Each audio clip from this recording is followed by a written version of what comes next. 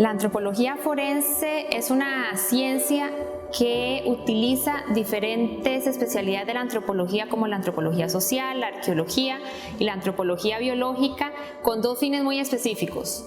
Uno es para ayudar a la estimación del perfil biológico para identificar a una persona, entonces tenemos la identificación de una persona, y el otro es para ayudar a esclarecer los hechos de muerte de esta persona. Entonces utilizamos diferentes metodologías de las diferentes ramas de la antropología en contextos legales y contextos forenses para ayudar a esclarecer y a identificar a las personas.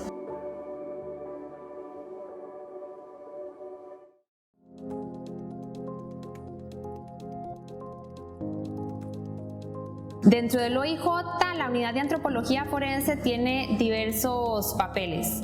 Uno está el papel de la arqueología forense específicamente, que ese es en el campo a la hora de hacer exhumaciones. Entonces, cuando se encuentran cuerpos que están semienterrados o que están enterrados, la arqueología forense lo que permite es hacer todo el proceso de excavación y de exhumación utilizando las técnicas de la arqueología, solo que en un contexto forense, por supuesto. Y ello ayuda a obtener la mayor cantidad de información posible a la hora de hacer este procedimiento. Bueno, primero realizar una cuadrícula. Después de la cuadrícula, ir bajando por estratos y analizar e interpretar toda la evidencia que se va encontrando cuando se van bajando estos estratos y todo lo que pueda estar relacionado con ese contexto de muerte de la persona o las personas que se estén exhumando.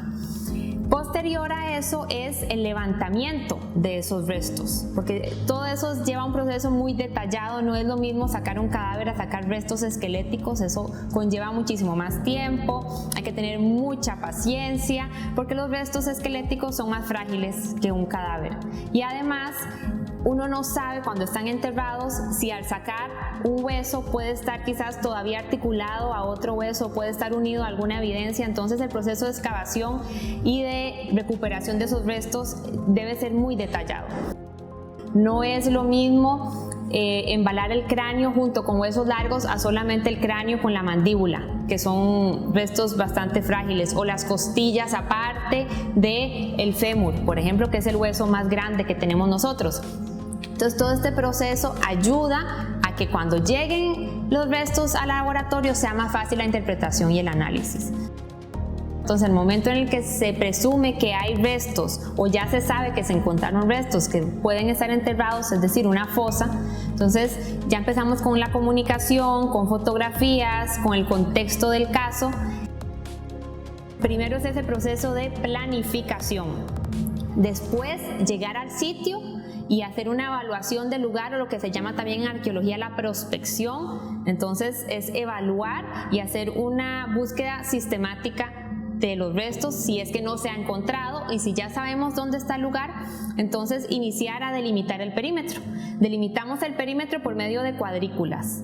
Entonces realizamos cuadrículas con una medida determinada de acuerdo a la evidencia que se está encontrando y al tamaño de la posible fosa, y a partir de ahí empezamos con el proceso de exhumación, es decir, retirar la tierra para empezar a evaluar qué evidencia se encuentra. Al estar retirando la tierra, esta tierra se debe zarandear también, porque no sabemos si hay evidencia pequeña que se puede perder al simple ojo. Entonces, al zarandear, así evitamos perder, por ejemplo, falanges que pueden ser chiquititas, o restos de balística, o cualquier otro tipo de evidencia que es pequeña al simple ojo y que se va a poder recuperar a la hora de zarandear la tierra. A la hora de bajar los estratos y llegar a la evidencia, con muchísimo cuidado hay que remover la tierra alrededor de los restos esqueléticos, o en caso de que sean restos que estén en proceso de esqueletización, que quizás todavía tengan tejido. Entonces hay que tener muchísimo cuidado. No se pueden utilizar palas, por ejemplo, porque se le hace daño. Ahí ya va uno con cuchara de albañil, puede ir con brochas hasta descubrir completamente los restos y la evidencia. En caso de que se encuentre algún resto óseo en superficie, ellos me envían fotografías de diferentes ángulos con testigo métrico para evaluar si pueden ser restos humanos o no. Entonces a veces yo les comunico: necesito una fotografía de tal ángulo, necesito una fotografía así. Entonces ellos me van enviando las fotografías y ahí yo ya les confirmo si es restos humanos o si no son restos humanos. Si no son restos humanos, pues se descarta el caso. En caso de que sean restos humanos, ahí ya continuamos cómo va a ser el levantamiento y la búsqueda de otros posibles restos humanos que se encuentren en la zona. Cuando ya tenemos los restos en el laboratorio, hay diferentes objetivos que se pueden analizar o que el médico requiere de la unidad de antropología forense para poder hacer la mejor investigación del caso. Uno es estimar el perfil biológico. La estimación del perfil biológico significa estimar el sexo de la persona, la edad de la persona, la estatura de la persona, que puede ayudar a identificar o a corroborar una identificación. Entonces se hace eso. Para realizar cualquier análisis, primero hay que ver el estado en el que vienen los huesos. Si es que vienen con tejido blando, hay un proceso de limpieza y de retiro de ese tejido que realizamos aquí en la unidad, que se llama un proceso de maceración. El proceso de maceración significa poner los restos en agua muy caliente por un periodo determinado de tiempo. En este caso utilizamos ollas de cocimiento lento para remover ese tejido y que sea más fácil la limpieza y que sea más fácil el estudio sin ningún tipo de tejido blando. Entonces primero se hace ese proceso. A veces vienen con tierra, con raíces, con lodo y solamente se utiliza agua y un cepillito para limpiarlo, pero cuando tiene mucho tejido se realiza este proceso de maceración. Puede tardar varios días dependiendo de la cantidad de restos que tengamos y la cantidad de tejido blando que todavía tenga el cadáver o los restos esqueléticos. Una vez que termina el proceso de limpieza y de secado, además, ya podemos realizar los análisis. Primero tenemos la estimación del perfil biológico. Para esto, utilizamos diferentes marcadores en el esqueleto. Para poder estimar el sexo de una persona, lo que utilizamos por lo general y los que tienen más rasgos que nos permiten es el cráneo y la zona pélvica, los coxales. Entonces, por ejemplo, el cráneo de un hombre y el cráneo de una mujer tienen ciertos rasgos que son muy característicos y muy diferentes. Lo que es la parte de la glabela en el hombre y del arco supraorbitario es más prominente, entonces en el cráneo se observa esa prominencia. Tenemos unos huesitos atrás que se llaman la apófisis mastoidea, que son más pronunciados en hombres que en mujeres. Atrás en el occipital también tenemos la protuberancia occipital, que es muchísimo más marcada en hombres que en mujeres, y vamos notando diferentes rasgos que nos pueden ir acercando a esta estimación del sexo. En la mandíbula también, los hombres tienen una rama mandibular más robusta que las mujeres, entonces ahí nosotros vamos analizando esos rasgos.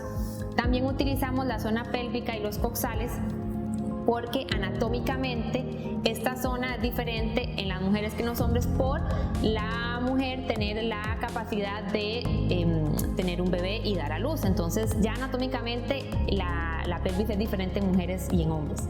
Vemos diferentes rasgos, por ejemplo en la zona del pubis y el ángulo subpúbico. El ángulo subpúbico del hombre es muchísimo más cerrado y muchísimo más abierto en las mujeres, entonces vamos analizando esos rasgos. Tenemos otra zona que se llama la escotadura ciática mayor. El ángulo de la escotadura ciática mayor es más cerrado en hombres, más abierto en mujeres, y en general la robustez de la zona pélvica del hombre es mayor que en la mujer. Entonces vamos analizando también esas otras características que nos pueden ayudar a estimar ese sexo de la persona. El otro análisis que realiza la unidad de antropología forense es análisis de traumas. Entonces, estos traumas se pueden deber a múltiples factores. Por ejemplo, tenemos mecanismos como por un orificio de bala. Entonces nosotros analizamos el orificio de bala, si es de entrada, si es de salida, cuántos orificios tenemos, cuál fue la dirección de este orificio, para poder ayudar, por supuesto, a cómo fue que murió esa persona.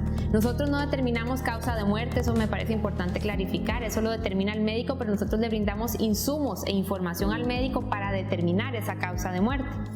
Tenemos traumas por mecanismo cortante, entonces tenemos cortes con machetes, con cuchillos, con sierras, y cada herramienta deja una característica particular en el hueso. Entonces podríamos llegar a determinar qué herramienta hizo ese corte.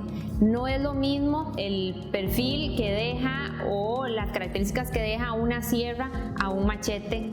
Los bordes son diferentes, nosotros analizamos esos bordes y le podemos decir a los investigadores, por ejemplo a la hora de hacer un allanamiento, qué herramientas ir a buscar y qué no herramientas buscar, porque definitivamente esa herramienta no realizó los cortes que nosotros encontramos. Entonces, para descuartizados esa información es muy importante. Incluso también lo que son fracturas con minutas, fracturas por accidentes de tránsito, fracturas por caídas, fracturas por golpes que le dan a la persona, determinar qué tipo de herramienta pudo haber originado esa fractura, incluso si esa fractura se produjo por lo que se cree que se pudo haber producido en ese contexto. Entonces nosotros podemos brindar información muy importante para poder aclarar qué circunstancias se dieron a la hora de la muerte de esta persona. De los objetivos que tiene la antropología forense, bueno, uno es todo este análisis científico y de laboratorio y todos los procesos que se realizan, pero el otro también es un objetivo humanitario.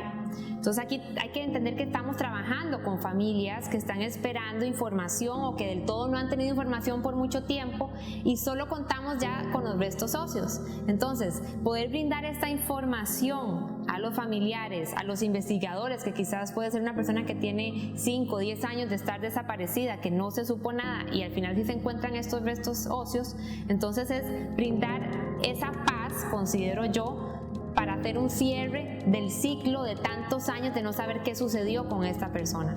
Y por medio de la información que brinda la antropología forense, poder decir, este es su familiar y esto fue lo que le sucedió. Pero la parte humanitaria y poder trabajar con las familias y poder darles un cierre a este proceso tan doloroso que ellos han venido llevando por tantos años.